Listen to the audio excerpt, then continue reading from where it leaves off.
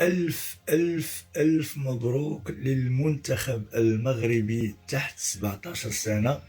الفوز المستحق على المنتخب الإيراني الكبير في السن والثقيل على الخاطر. فوز مستحق ومبروك التأهل إلى دور ربع النهاية عن جدارة واستحقاق من كأس العالم. زعما كان غيكون حرام، والله العظيم كان غيكون حرام لو تأهل منتخب إيران، وكان غيكون حرام كون تقصى منتخب المغرب. منتخب المغرب ما يستحقش يقصى، ومنتخب إيران ما يستحقش التأهل. منتخب المغرب كان أحسن منه ولعب الكرة عليهم.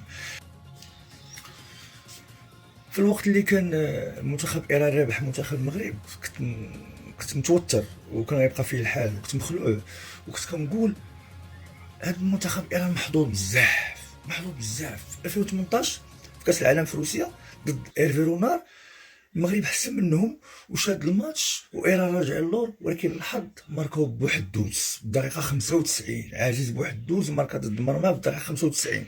اليوم كان يتكرر نفس السيناريو، المغرب واخد الكرة، مسيطر الكرة، جات الكرة الأولى الثانية 4 محاولات واضحة للتسجيل، حتى الكرة ما دخلاتش. إيران جاتهم كرة واحدة ماركاوها. أنا نقول واش هاد الحظ، ما شفتش فريق محظوظ قد إيران.